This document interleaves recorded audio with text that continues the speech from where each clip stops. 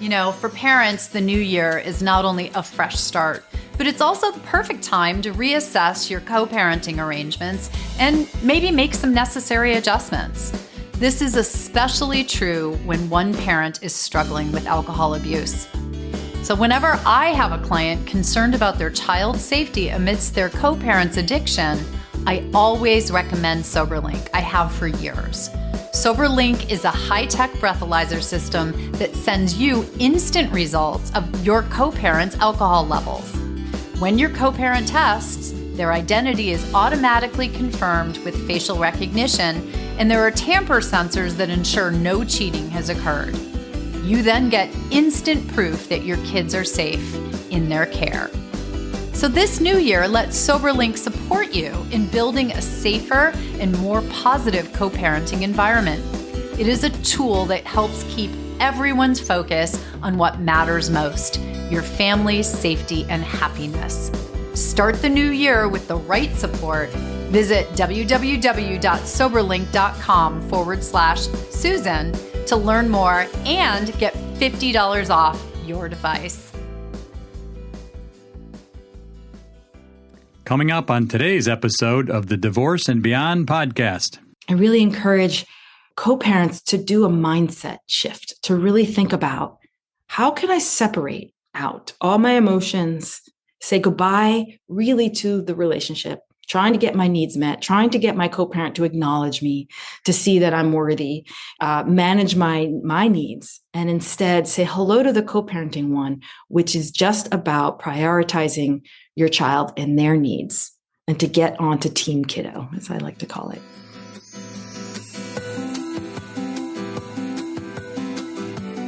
Hello, and welcome to the Divorce and Beyond podcast. I'm Susan Guthrie, your host.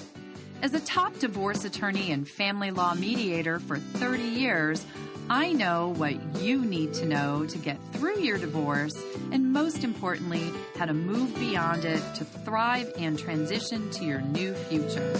My experts and I are here to give you the insider view into the process, so listen in for the wisdom and expert information you need on your journey through divorce and beyond. Hello, and welcome to today's podcast. I'm Susan Guthrie, your host, and listeners, welcome back. We are in January, which we've talked about is Divorce Month, or known as Divorce Month, because what we have found historically in the industry is that many people at the beginning of the year, for a variety of reasons, find that divorce is in their future, or they're thinking that divorce might be in their future. And so they're looking for information, which is absolutely the right way to go about it. So one of the things that I'm trying to do for you all this month is to bring you some of the top experts on the topics that you will have at the top of your mind if divorce is in your future. So today I'm so delighted to have with me a wonderful new guest, and it's very exciting and perfect timing because her brand new book just came out. She is a therapist and a co-parenting coach and mediator, so she's got a lovely triumvirate of background here. Her book is called Cooperative Co-Parenting for Secure Kids: The Attachment Theory Guide to Raising Kids in Two Homes. Her name is Aurisha Smolarski, and she's joining me today. We're going to help you help your kids not only just manage divorce. I mean, this isn't just really, I think, Aurisha, for parents going through divorce. These are for all parents, because what we want, right, are secure kids. And your book is just a wonderful resource. So thank you so much for joining me. Thank you, Susan, for having me. This is going to be a wonderful conversation for my listeners and anyone, because we know that when people are finding out, parents are finding out that divorce is part of the future, the number one thing they Google, their biggest Google search by far, is how do I not mess up my kids with this divorce, or some variation of that. Parents are worried. This is, a big, huge factor. I just had Kate Anthony on talking about how hard it is to make that decision to divorce. And one of the biggest things that parents struggle with is that, what is the effect going to be on my kids? What will this do to my kids? But if they now know, yes, we are going to be separating into two households. That's exactly what your book's about, right? The Attachment Theory Guide to Raising Kids in Two Homes. So what was the genesis of wanting to write this book? So my daughter likes to joke, like, if it wasn't for me, you wouldn't have written this book. And I'm like, you're absolutely right. So there's sort of this image and this moment in time that always comes up for me when people ask me this. It's that day that I walked into the kitchen. It was probably about maybe a few weeks or a month after, my co-parent moved out of the house. And, I saw my daughter there. She was about 6 years old and she's looking down. And as I move closer to her, I can see like a little tear coming down her cheek. I kneel down in front of her and I look into her eyes and I'm like, what's happening, baby? What's going on? Now more tears are coming out. And she's like, I just feel so all alone in the woods. And that was the wake-up call that I needed, that she was struggling. My co-parent and I, it was a mess. It was, we had never done this before. Obviously, we didn't know what we were doing. We were, engaging in tension and conflict in front of her. And I realized that I couldn't rely on my co-parent, obviously, to make changes. So I had to look towards myself to learn how to engage and behave in ways that would decrease the tension. And so, of course, I went to the internet and looked for resources on how do I do this relationship, because a co-parenting relationship is still a relationship.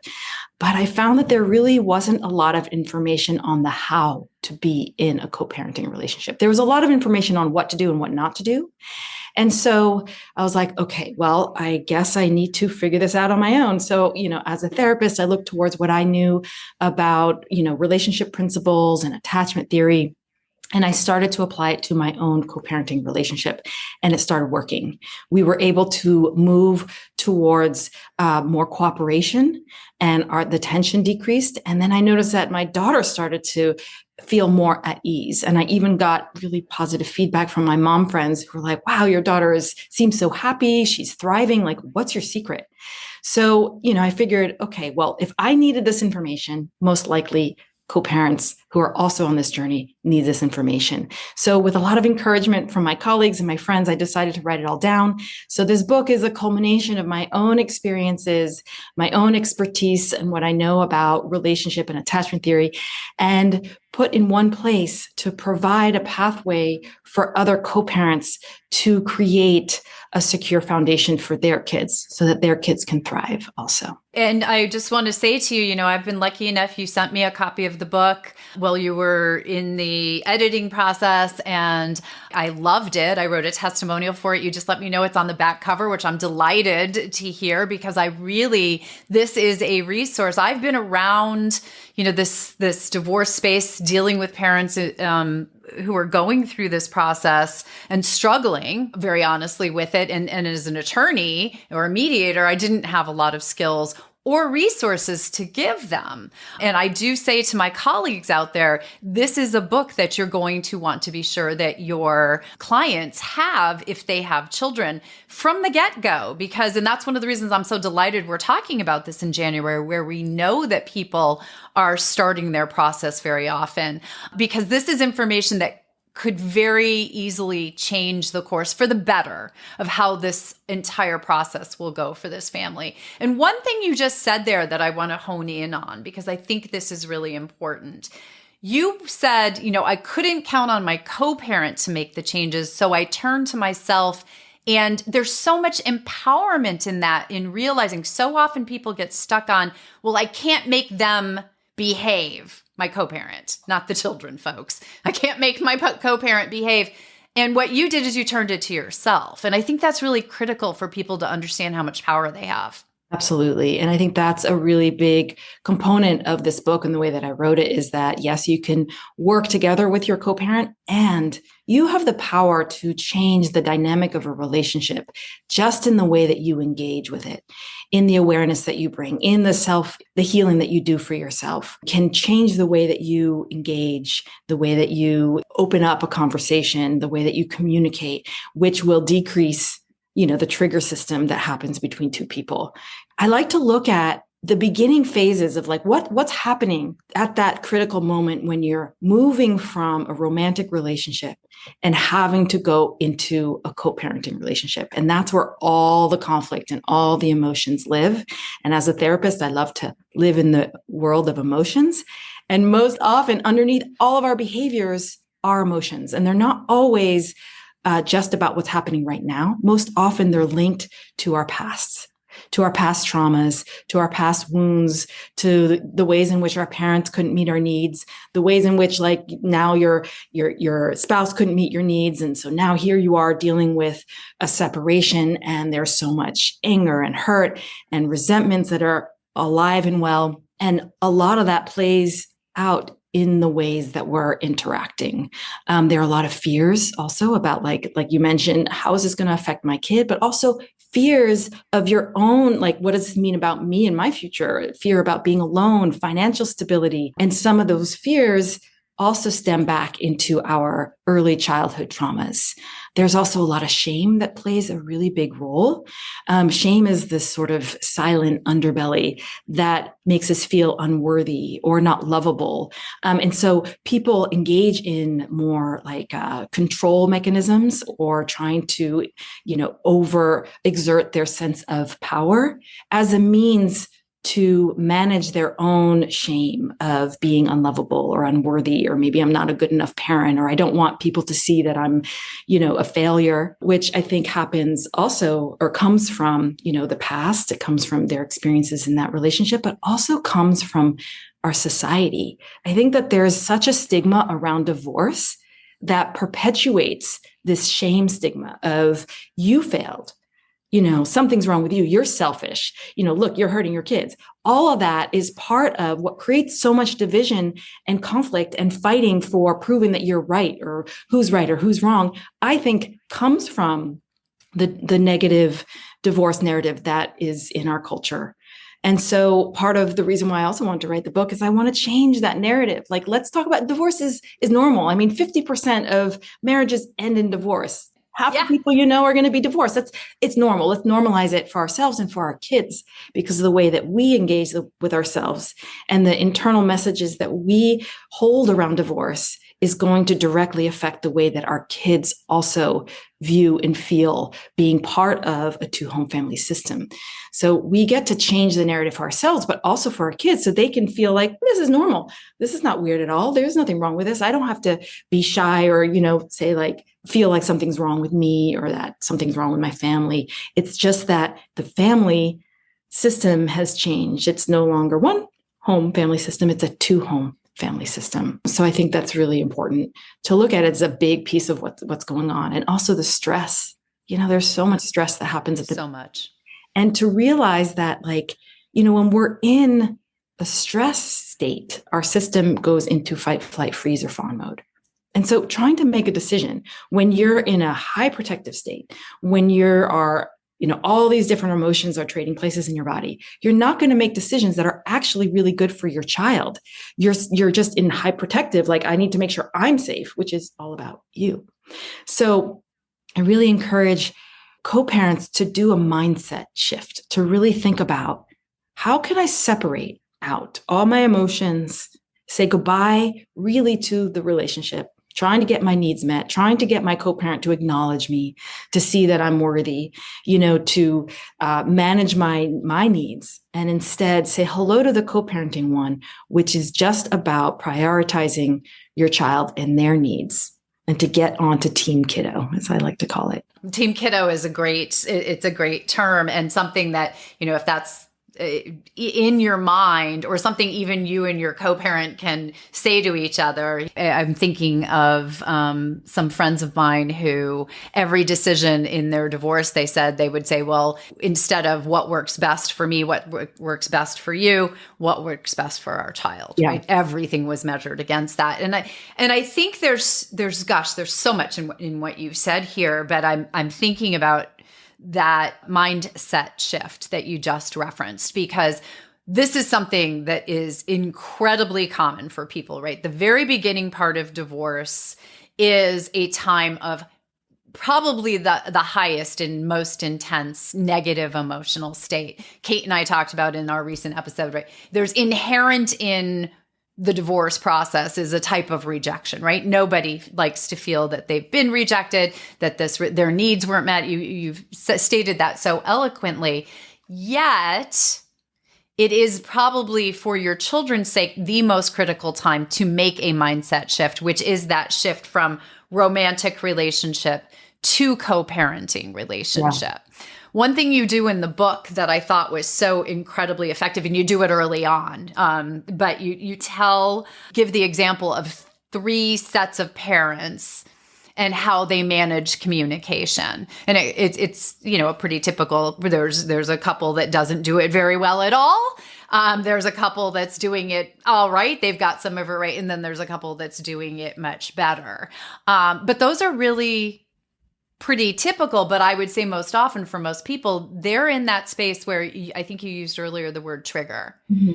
Because they're so highly emotional, almost every conversation contains triggers that escalate into a conflict cycle. Mm-hmm. What would you tell parents who are right in that moment, because we know people are right now, about being able to start making that mind shift change, how they break that cycle or not even enter into it in the first place? I mean, one thing that I like to offer co-parents right as they enter into my office, right at the stage, is sort of a visual representation of this mindset shift. And I call it the cooperative co-parenting triangle. So when the two of you were together, and I'm going to show you, Susan, what it is, but I'll try to describe it for people who aren't seeing the visual. When the two of you were together, you can put your thumbs together. It was just about you guys succeeding, right? And that was the romantic relationship, and everything in it was romantic. And that was your relationship. And then your child came into that system, and that's the upside down triangle. The two of you are still at the top of the food chain, and your child comes into it. Now, with this breakup, this triangle has to shift. It flips. Now your child is at the top of the food chain. They're at the top of the apex of the triangle. And the two of you are the secure base. The child can feel really secure that their, home, that their system is still solid. And then the sides of the triangle represent the quality of the relationship each of you are going to have with your child. And so this visual I hand to co-parents. I once actually had a co-parenting team, and their child came into screen for a moment, and she even did this, and she did the triangle and was just like, yeah. And it's just like something that you can, as you create your foundational agreement of, we want to make sure that we're committed to the well-being and prioritizing the needs of our child. You can use this visual representation of, are all of the decisions we're making right now, this specific decision, this, interaction, is this prioritizing the need of the child? And often, in those interactions, is exactly when you're going to be triggered, right? That's what would happen with me and my co-parent. He'd walk into the door and would, try to make a decision. And I'm like, this is not the time. And he's like, we can talk about it now. And meanwhile, my kid is hiding under the table because she's like, this is too much tension. I don't like this, right? So I think the other thing that I talk to co-parents about of how to navigate this is where understanding their attachment style can come in to play, of like, how do I understand my attachment style and my needs and my triggers and the ways in which I communicate? And how is that actually creating the exact outcome that I don't want to happen?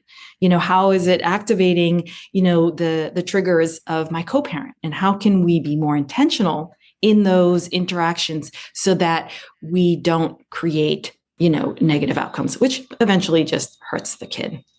Yeah. Trickles right back down. But I love that. I'm going to tell my listeners, I am going to, with your permission, take that excerpt from the video, and I'm going to put that out on social, everybody. So go to Instagram, go to my Instagram account, and Aurisha's, I'll give it to you as well. And I want to put that out because I want you guys to go see her do the triangle, because it's a very powerful message. And I can see parents walking along, making triangles at each other when they're both slipping a little bit in their communication style. So have that little secret signal. Hello, amazing listeners. As we're navigating the complexities of divorce and beyond together, I've noticed how many of you are not just seeking personal growth, but are also passionate entrepreneurs and business-minded individuals. And that's why I want to introduce you to my other podcast, the Make Money Mediating Podcast. On Make Money Mediating, I dive into the world of business and entrepreneurship. It's a space where I share insights and strategies on how you can thrive in your professional life, especially if you're interested in the field of mediation or law, but really if you are a business person seeking success in any field. Each episode is packed with tips, stories, and bits of wisdom to help you grow your business and make an impact. So if you're someone who loves divorce and beyond, and you're looking to expand your business acumen or explore the world of mediation, the Make Money Mediating Podcast is your next must listen. Join me there after this episode, and let's continue our journey of growth and success together. Stay tuned for more from therapist and author Aurisha Smolarski as she shares tips and insights on using attachment theory and styles to find a cooperative way to co-parent during and after your divorce. It's the best approach for your kids.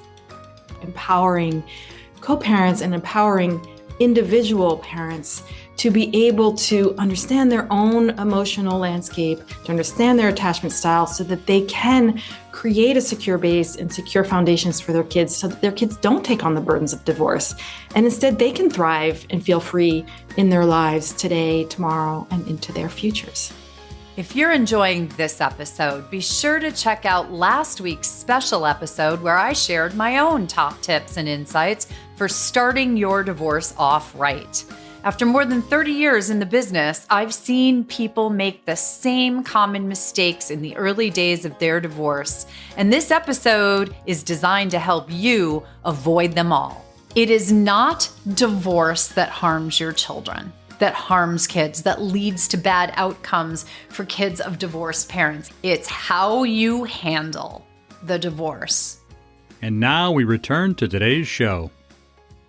You just mentioned here the key to understanding the triggers and learning to avoid them or work around them or not pull the trigger, shall we say, comes from attachment theory and understanding each attachment styles. And one thing I do say to clients in many different instances in a divorce process is one benefit two people have, although they don't think there are any benefits as they're going through this process, but is that they know each other pretty well, right? They understand each other. They may not have put a lot of thought into each other and each other's needs and all that. Usually that has, maybe they did it in the early days, but it's devolved. But if they spend some time and know what to be looking for and thinking about, i.e. if they're thinking about attachment styles, et cetera, they often do have a lot of information that can be helpful to both of them in this.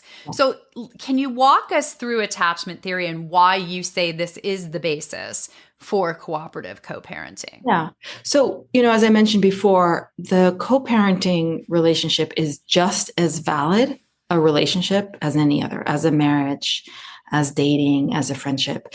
And so attachment theory actually explains our behavioral patterns that we see happen in any relationship.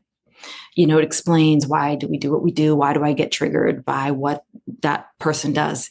And so attachment theory, just as in a nutshell, was developed by John Bowlby in the 50s, and later Mary Ainsworth in the 60s came in and made some significant contributions in terms of the way that we understand attachment theory today. So it's based upon the principle that human babies have an innate biological drive to seek protection, to connect, to seek care, comfort, and protection from their primary caregivers, who are their early attachment figures. Right. As we grow older, as we turn into adults, our attachment figures then become our romantic partners. So depending on how present and available and consistent our caregivers were to meeting the child's needs for, emotional attunement, let's say when they're scared or during a separation, or, making them feel like, oh, they're available. The child is going to develop adaptive strategies in order to get their needs met. And these are needs that are based in survival because a child depends 100% on their parents for survival. There are 3 basic attachment styles that can explain these different patterns of behavior that I explain in a lot more detail in the book. There's secure.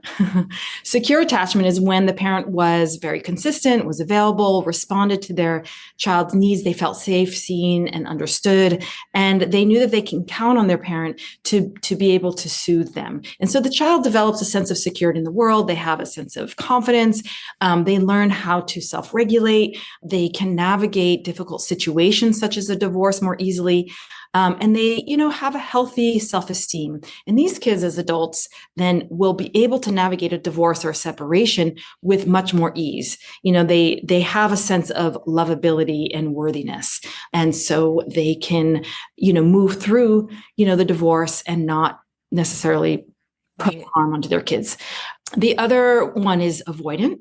So someone with an avoidant attachment style probably had a caregiver who wasn't very present or wasn't reliable. They may have minimized their emotions or their needs, may have punished them for having needs, or minimize the fact that they are sad or scared. Just like, don't be a crybaby, go to your room and, when you figured it out, come back. And meanwhile, the kid is like, oh, it's not safe to have emotions because I lose that connection with my parent. I need that connection and that love in order to survive. So I'm going to do something. I'm going to shut down my own emotions. I'm going to learn to become self-reliant, and being independent is the way to go, because if I don't need anyone, then I'm not going to continue to feel that pain of rejection every time my parent isn't there to meet me, or anytime I get like high expectations from them. And then if I don't meet those expectations, that must mean I'm unworthy in some way. I'm bad. And so as adults, these people tend to have difficulty in expressing their emotions. They don't do well with, intimacy or connection. And during a breakup or a separation, they may, act as if the relationship never mattered. They may start dating really quickly as a means of, managing their own emotions. They don't communicate very well. Sometimes, texts may take, days for them to respond because they need more time to process information. That definitely plays out in the interactions in co-parenting relationships. And then you have the anxious ambivalent attachment style. And that child may have had a caregiver who was inconsistent in their availability. Maybe the parent was present sometimes, and maybe the parent was preoccupied with their own emotions or their own needs, or maybe they turned situations or the child's needs into their own and prioritized their own. So the child learned that they had to, either over exaggerate their needs to get them met, or maybe they had to people please or, take care of the parent's need in order to get their own need met. And so as adults, these kids tend to need a lot of reassurance from external sources. And they tend to come into relationships with a lack of trust, scanning always like, when's the shoe going to drop? Not sure I can, feel safe in this relationship, looking for like when the next abandonment is going to happen. And in breakups, they tend to cling, a little bit longer to the relationship than they should. They wear their emotions on their sleeve. Maybe they engage in a lot more external anger as a way to either remind themselves of why they don't want to be in the relationship, or just to maintain some level of connection. So I find that when co-parents can start to identify what is my attachment style, my patterns that existed way before I even met this person, and my triggers, then you can start to develop more self-compassion. And then you can understand and be more aware of your co-parent's attachment style so that you don't activate and trigger the landmines that will just put you right into the situation that you don't want to be in. You don't want to trigger the avoidant co-parent to shut down and to ignore your texts. Yeah, because then that's what spirals out of control. And for all of you out there listening, right, that is why the book's subtitle subtitle is The Attachment Theory Guide to Raising Kids in Two Homes, Cooperative Co-Parenting for Secure Kids, right? We're going for secure kids here. Right. And I would say, my experience of the human race is that we have less in the secure group and more in one of those other two groups than It's not like equal distribution amongst the groups, but once you have that insight, and I think for people who are listening right now, bells are going off, right? I love that part of an episode where people are like, oh, ding, ding, ding, ding, ding, right? Like this sounds like it makes so much sense. But so once you know that, once you start having some of that awareness, both of your own triggers and what's going to trigger your co-parent, how do you take control of managing that relationship and that communication for the benefit of your child or children, right? I mean, it's really, is this something that you talk about that with them directly? Oh, yeah. Hey, you are avoidant because your mom wasn't around when you were a kid. I think it depends on the co-parenting team and what kind of capacity they have. Sometimes they're like, I don't want to actually be vulnerable with my co-parent anymore, but I have an understanding enough about the patterns of the different attachment styles that I'm constantly gathering that information. And I utilize that in helping them create strategies of communication that's actually going to meet their needs and not trigger each other. So for example, I had a co-parenting team come in and one of them was like, I just want him to be more involved. I text him. I want him to the teacher keeps wanting us to meet and he's not responding. And, I want us to make decisions around what color shoes we should have for the kid. And so there's a whole litany of things of all the things she wants. And I'm like, yeah. And he's sitting there like, yeah, all of that is happening all at the same time. And I can't keep up. She sends me these texts all the time during work. And I just, I've told her I can't respond to all of them. And she's like, I just want you to be more involved. And this is not a case of like high conflict, actually. This is really just about different communication styles. And he's like, yeah, but I just feel like you're telling me what to do all the time. I just, so he starts shutting down and not responding. Yeah. He's like, oh yeah, I forgot to respond. So he starts to forget to respond to her texts, gets overwhelmed and turns inward. And it's like, I'm just going to do what I do in my home. And I'm, have a good relationship with my kid. It's fine. What was happening though, it was causing a lot of tension between them, which was then starting to create confusion for the kid. And so, in showing them that like, if you move towards minimizing the amount of text. So for her, it was like she had an anxious ambivalent attachment style. So what he needed was fewer texts with relevant information in one text, like just bullet points, the who, what, where, and when, and to give him a time frame of when he needed to respond by. Then he could look at it and see, okay, I have 2 days to respond. So in just giving her the got it, thumbs up, I'll let you know by Friday at 5 p.m., calmed her system down and allowed her to feel seen, heard, and that she would get information by a certain amount of time, which decreased the amount of text that she was sending out. It was the amount of text and him not responding that had her keep actually sending more text. And then he was getting more overwhelmed. So they were creating the trigger system, right? Right. So that immediately shifted the dynamic like night and day. That was it. Actually, they were like, good, we got the system. We know how to do this, so that was an easy one. But that's an example of how, in understanding their attachment styles, because she needed like to feel validated in the response and the connection. But once she realized that was actually causing the negative outcome that she didn't want, the ignoring her. Right.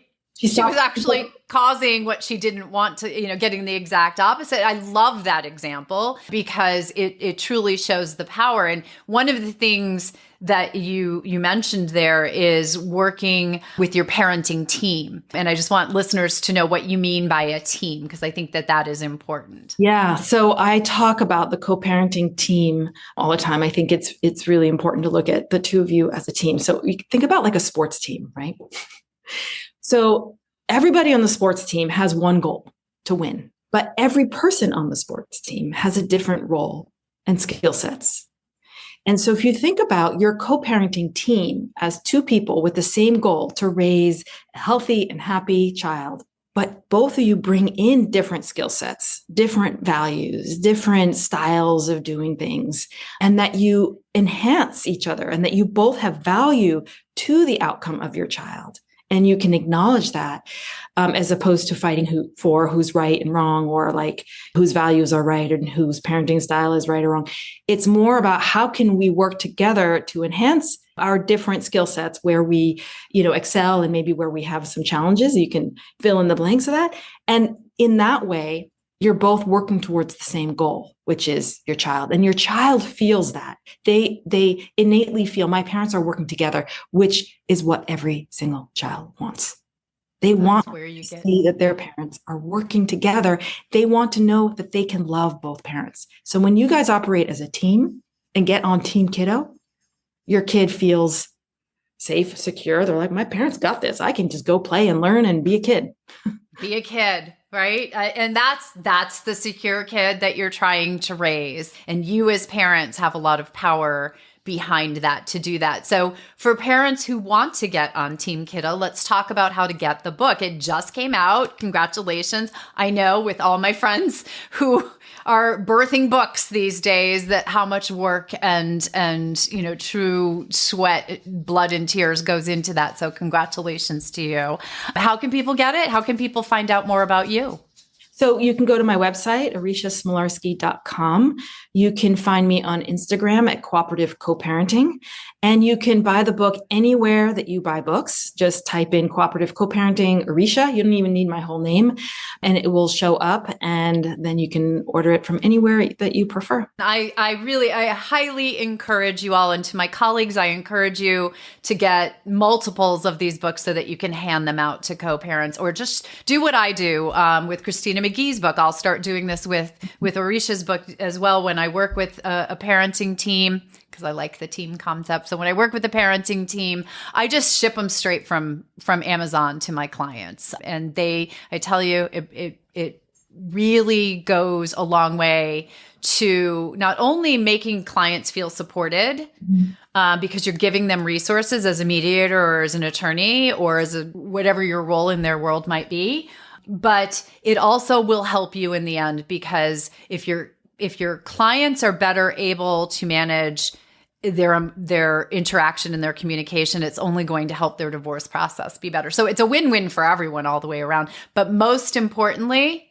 for the kiddos. And that's why you did this. I know. That's why. And I just want to remind every person out there that it can feel very disempowering to feel like, how do I do this? Right. And I just want to remind you that it only really takes one parent to create a secure relationship with your child. And that security is on a continuum. This podcast and the information in the book is about learning and creating more awareness so that you can be a better parent, so you can be a better co-parent, so that you can create a secure child. Even if you see some insecurities in there, that's okay, because it is on a continuum. You can move towards creating more security in your own home. That's all you can control. And I think, when I was able to realize that, that's when it became easier in a way. I was like, I can do this. So so this book really is about empowering co-parents and empowering individual parents to be able to understand their own emotional landscape, to understand their attachment style, so that they can create a secure base and secure foundations for their kids, so that their kids don't take on the burdens of divorce. And instead, they can thrive and feel free in their lives today, tomorrow, and into their futures. What a great note to end on, right? Exactly what we're looking for. Aurisha, thank you so much for joining me, for writing the book, for putting this out there for people. I highly encourage, again, all my listeners to get this book. If you have friends who are going through divorce or family members and they are parents, this is the book. The earlier they get this in the process, I promise you, the better it will be for everyone, but most importantly, Team Kiddo. So thank you so much. Thank you so much, Susan, for having me. This was such a great conversation.